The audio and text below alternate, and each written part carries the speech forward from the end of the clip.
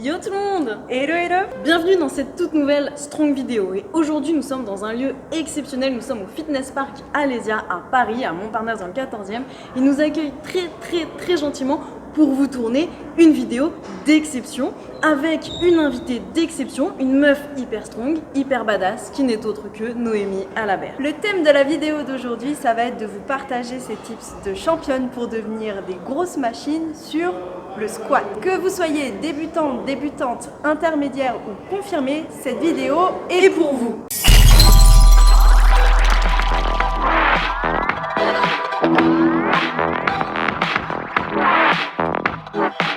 Alors nous voici avec Noémie Alabert, comme on vous l'a dit tout à l'heure, qui est du coup championne d'Europe et vice-championne du monde. Noémie, merci infiniment d'être avec nous aujourd'hui. Merci à vous surtout pour l'invitation, c'est hyper cool de rencontrer d'autres personnes du même sport, donc franchement merci. Alors du même sport, quand même pas tout à fait. Moi je suis un petit bébé en power, hein. Là j'ai à côté de moi une grande championne, donc déjà je suis très honorée. Tu m'inspires beaucoup, je te suis sur Insta, je suis Lia aussi, voilà, donc vraiment c'est trop un honneur. Voilà. Merci. Arrêtez là les flatteries et on va passer aux choses sérieuses, donc à toutes les questions qu'on a à te poser. Déjà, tu as quel âge et ça fait combien de temps que tu fais du power? Donc j'ai 29 ans et ça fait 3 ans que je fais du powerlifting. Donc dès ma première année, en fait, j'ai été poussée vers les championnats du monde grâce à mon ancien entraîneur qui était entraîneur de l'équipe de France junior. Donc c'est comme ça qu'il a décelé mon potentiel. Donc ça fait 3 ans.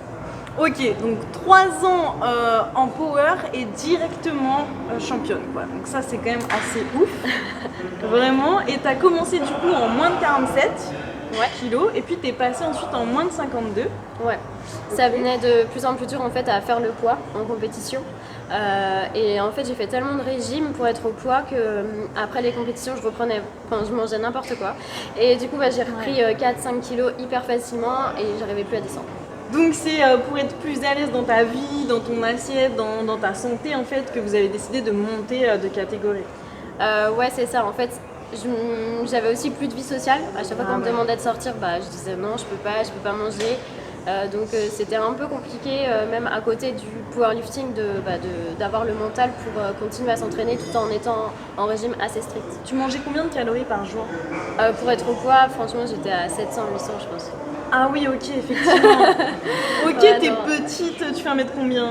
46-47. D'accord, ok, tu fais 1m46-47, mais quand même, t'es une grande athlète, tu fais énormément de sport, t'as besoin de performer et tout, c'est chaud Ouais, quoi. là à la fin c'était vraiment très difficile et même à l'entraînement j'étais hyper désagréable parce que je pouvais pas manger et des fois on avait fait des bonnes séances, on a envie de se dire vas-y on fait ça au restaurant et non je pouvais pas en fait, donc c'était difficile, c'était une période assez difficile.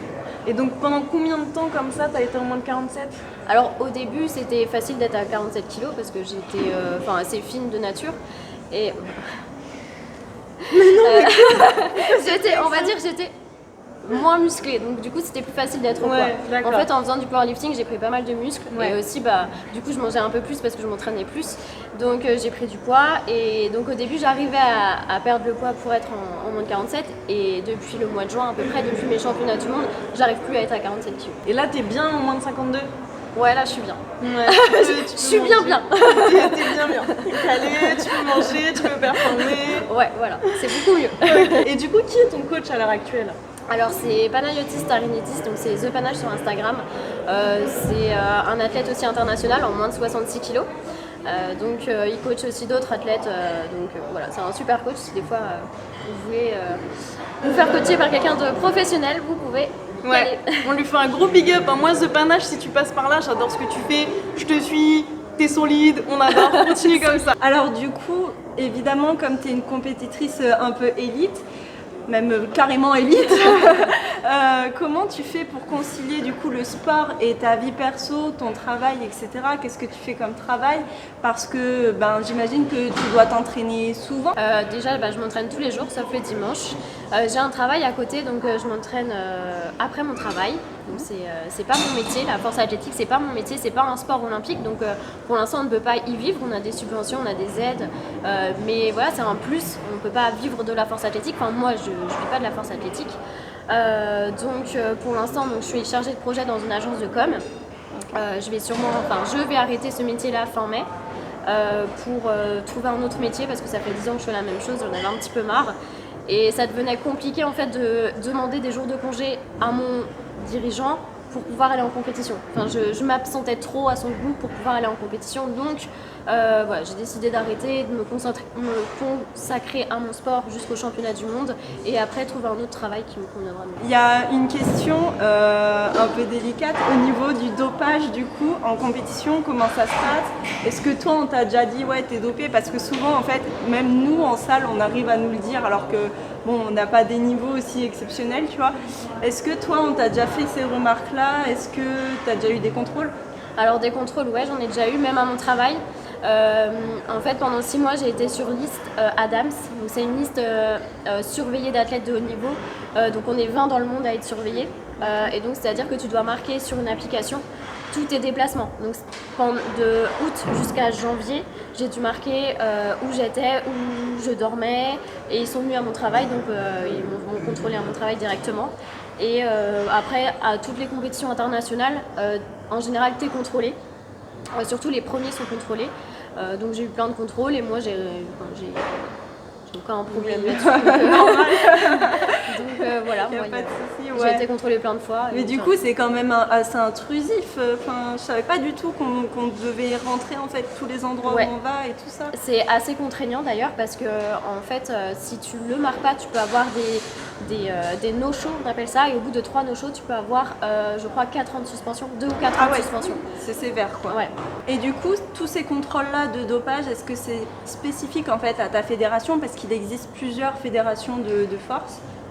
Alors moi je suis dans la fédération qui s'appelle International Powerlifting Federation, donc c'est une fédération qui a des contrôles antidopage.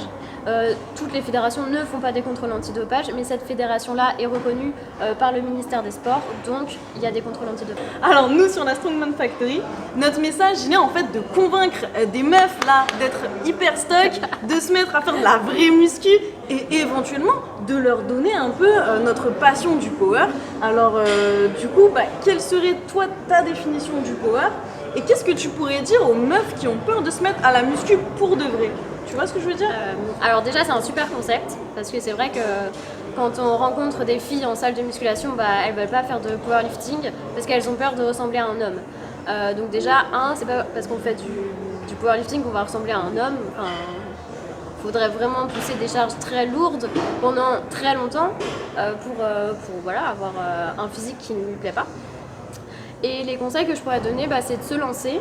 Parce que c'est un sport quand même qui est complet, qui va travailler vraiment tous les muscles, donc aussi bien les jambes que les pecs que le dos. Donc c'est quand même un sport qui est complet et je pense que tout le monde, tous les athlètes, aussi bien femmes qu'hommes, devraient s'y mettre. Par exemple, dans le judo ou dans d'autres sports, c'est important d'avoir les bases de musculation. Et pour moi, les bases de musculation, c'est ces 3 mouvements polyarticulaires. Et d'ailleurs, en parlant de ces 3 mouvements poly, donc qui sont le squat, le bench, c'est-à-dire le développé couché, et le deadlift, lequel tu préfères? Alors, il y a quelques années, je t'aurais répondu le soulevé de terre. Ouais. Et je pense que maintenant, c'est le squat. Ah ouais? Alors vas-y, pourquoi? Pourquoi? Parce que, en fait, le squat, c'est quand même... C'est ce qui démarre la compétition. Donc, quand tu fais un bon squat, tu sais que tu es dans la compète et tu sais que tu as encore tes chances et du coup, tu peux y aller, tu vois. Okay. Le soulevé de terre, j'ai perdu beaucoup de compétitions à cause du soulevé de terre. Malgré que j'ai un bon soulevé de terre, j'ai quand même perdu quelques compétitions à cause de ça. Et du coup, ça m'a un peu frustrée.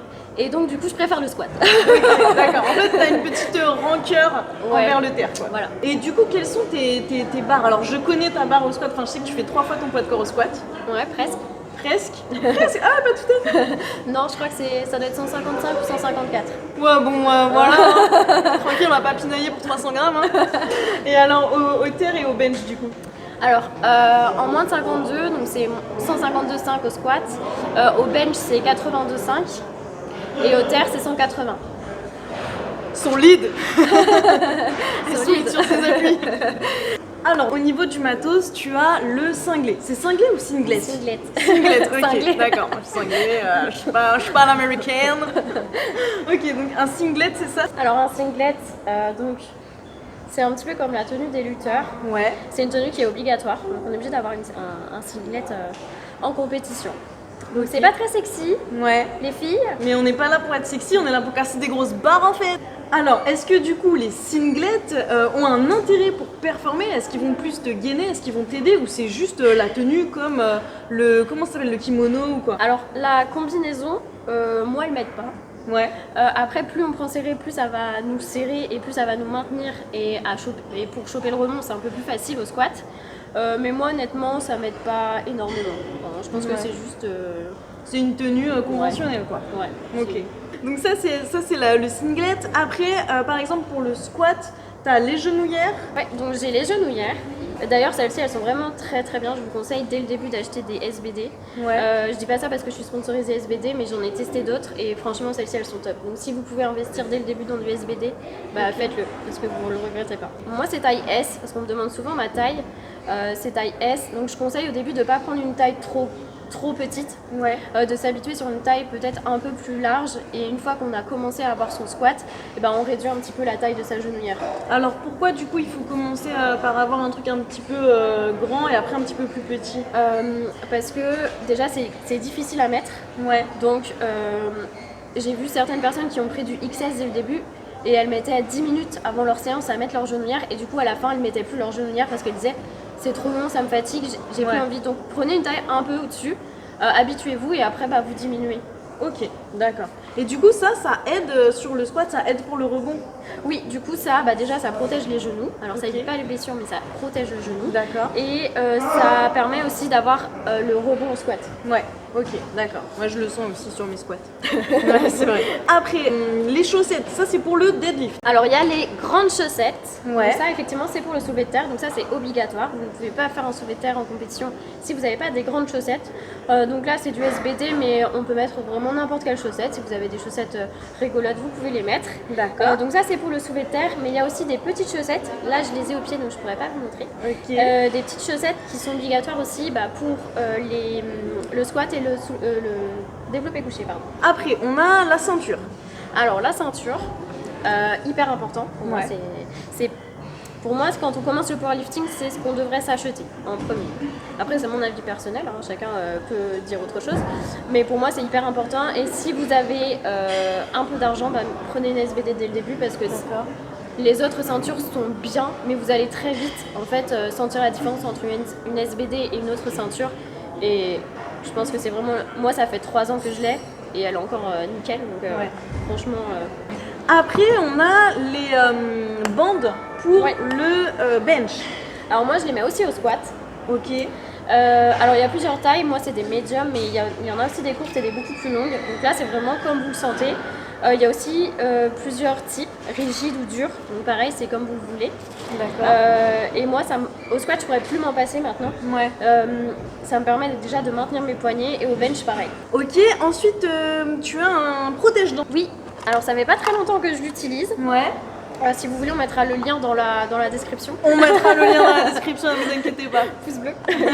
Et donc, alors au début, je trouvais ça très très moche. Je voulais pas m'entraîner avec, je trouve ça dégoûtant. Ah merde. Et maintenant, je peux plus m'en passer. Donc vraiment, déjà, quand on fait un mouvement, on a tendance à serrer la mâchoire. Ça permet de protéger un petit peu la mâchoire et alors soi-disant, de soulever un peu plus lourd. À voir, mais en tout cas, moi, je peux plus m'en passer. Donc, ça fait pas assez longtemps que tu l'utilises pour voir une différence alors, je l'utilise depuis longtemps, mais je sais pas si ça vient de mes entraînements ou du protège-dents. On va quand même considérer que ça vient un peu de l'entraînement, je pense. Faut pas déconner. Voilà. Ça, du coup, c'est quoi? Alors ça, c'est les patins au soulevé de terre.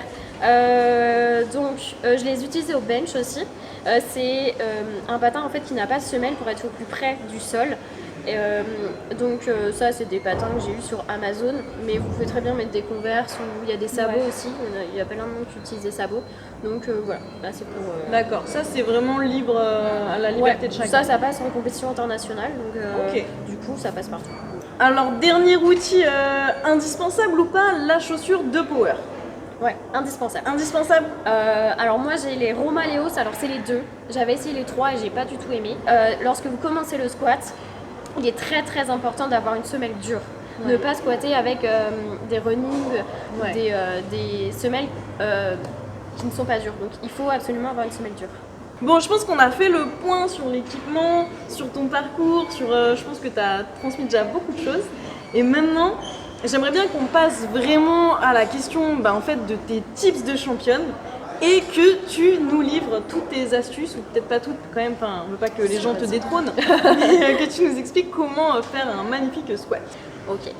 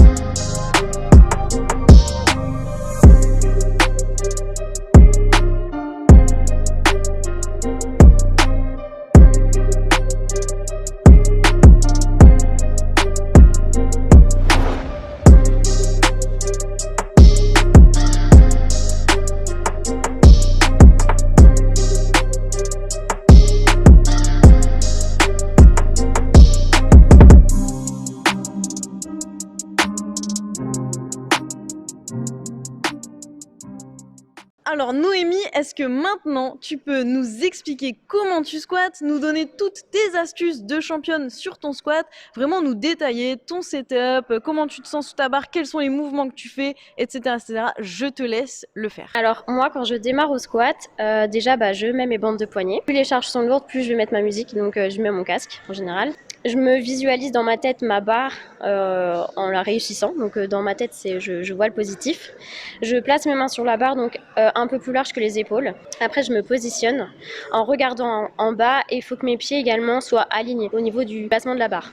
Ensuite donc je recule, donc il faut faire le moins de pas possible, si possible 1, 2 pour garder son énergie au maximum. Et alors ça c'est une petite astuce, moi quand je m'en suis rendu compte, ça a changé beaucoup de choses sur mon squat, c'est que je regarde pas devant moi mais un peu plus bas. Ça me permet de garder ma concentration et en compétition en fait du coup je vois le sol et peu importe où je squatte, j'ai aucun changement de vision, je vois le sol. Ensuite on va appeler ça engager son corps, donc C-O-R-E, qui permet en fait d'avoir de l'air au niveau de la ceinture intra-abdominale. Donc on va gonfler en fait son ventre et pousser contre la ceinture. Donc on descend, on va essayer de choper son rebond, donc c'est très important de ne pas trop descendre au squat et vraiment choper le rebond pour pouvoir remonter. Une fois qu'on est remonté, donc on stabilise la barre, on attend. En général, à part si c'est à l'entraînement, on attend que l'arbitre nous donne le go pour raquer la barre, pardon. Et ensuite, on raque la barre en faisant 1, 2 et on raque la barre.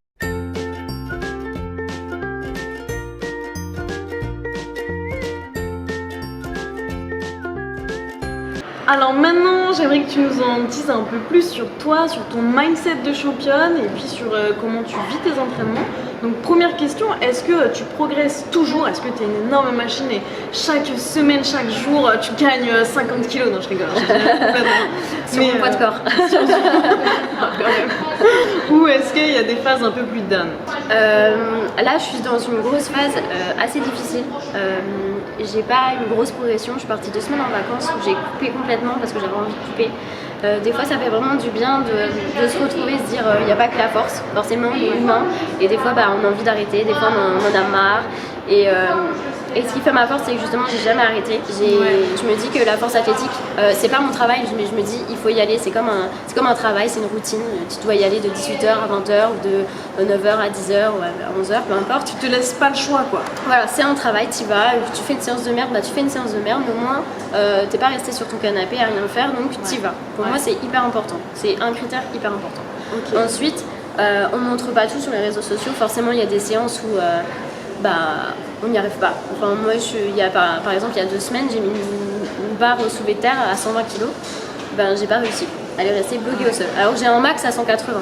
Okay. Donc tout ça on ne montre pas forcément sur les réseaux sociaux, mais je pense que tous les athlètes vivent ça, que ce soit international ou pas, tous ceux qui font du sport vivent ça et le montrent pas forcément, et je trouve que justement c'est dommage parce que ça motive en fait, ça pourrait motiver certaines personnes à se dire ah ouais elle est humaine, ah ouais elle foire aussi des barres, donc moi si je foire des barres c'est normal, je peux y arriver aussi bien qu'elle. Il faut se dire qu'il y a des bonnes, il y a des mauvaises périodes, il y a des périodes des fois t'as pas envie de t'entraîner, des fois ton côté personnel aussi te dit t'as des problèmes aussi personnels et tu le ressens aussi dans tes entraînements. Donc forcément c'est pas évident tout le temps, mais en tout cas il faut garder régularité d'entraînement, peu importe ce qui t'arrive.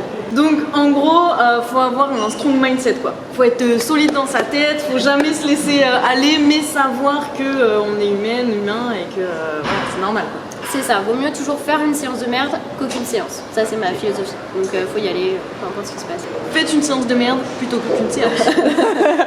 Pouce bleu. J'aime bien, c'est bien, je le dis souvent, c'est cool. Du coup, est-ce que tu as des barres que tu appréhendes vraiment et comment tu gères en fait le stress, la peur peut-être quand tu arrives dans des charges maximum pour faire un record personnel par exemple? Alors moi je fonctionne beaucoup par la hype, donc si j'ai pas ma musique, si je m'énerve pas, je crie pas, j'y arrive pas. Donc j'ai des barres que j'appréhende, surtout mes records personnels, tous mes records personnels, et quand on s'y approche, forcément je me dis t'as déjà fait cette barre donc faut pas la louper, sinon peut-être que tu vas régresser, enfin je pourrais penser ça. Donc je me donne au maximum et je me donne pas de limite. Donc j'ai pas forcément des barres qui me font peur, je me concentre vraiment sur toutes les barres et je me dis que faut y aller et voilà, je me mets dans ma bulle et je me vois en train de réussir la barre et ça m'aide en fait à faire mon entraînement. Ouais, c'est vraiment tout ce positivisme dont tu nous parlais tout à l'heure en fait en expliquant ton squat. Du coup c'est sur chacun de tes lifts vraiment tu as une sorte de préparation mentale en fait autre que la préparation physique finalement. Ouais, pour moi à partir du moment en fait où je commence à mettre lourd, au début je discute un peu avec les personnes et tout et quand je commence à mettre lourd, je mets mon casque et les gens autour de moi se disent bon, faut plus parler à Noémie, elle se concentre. Donc voilà, après voilà, je me mets dans ma bulle, je me visualise en train de faire la barre, je m'énerve un petit peu, je crie et donc ça m'aide à m'énerver, à me hyper et voilà, ça m'aide à réussir la barre. Et t'as des tics, genre des routines, d'une façon de faire tourner la barre, des trucs comme ça? J'ai surtout un toc, c'est au squat, j'arrête pas de monter ma ceinture comme ça. Aussi au bench je fais ça, quand je m'échauffe un peu les épaules. Sinon en terre des fois je fais ça, tout ça dépend. On a des tocs, je pense qu'on a tous des tocs. Quel conseil vraiment d'état d'esprit tu donnerais pour quelqu'un qui se lance vraiment dans la force? Le conseil que je pourrais lui donner c'est déjà de monter progressivement ses charges, de ne pas arriver et de se dire tiens je vais mettre 60 kg au squat, tiens je vais mettre 80. Voilà, y aller progressivement, apprendre la technique c'est hyper important et après on monte. Voilà, on monte progressivement ses charges. Après, de pas tout de suite chercher à avoir l'équipement, le meilleur équipement, voilà. Il faut déjà on peut s'entraîner dès le début sans équipement et après petit à petit acheter de l'équipement. Donc voilà, il faut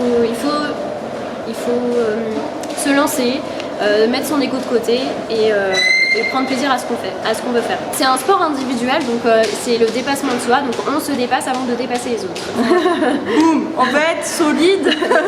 Bon du coup cette vidéo est terminée pour aujourd'hui. Merci encore infiniment d'avoir été avec nous. Merci à vous. C'était trop bien, on a appris plein de trucs, on espère que vous aussi. N'oubliez pas de vous abonner pour soutenir la chaîne, de liker le pouce bleu, la vidéo, de partager à tous vos potes qui hésitent encore à se mettre au power. Et on vous retrouve dans une prochaine vidéo pour être toujours plus strong ici comme là-dedans. Yes, tu gères de ouf.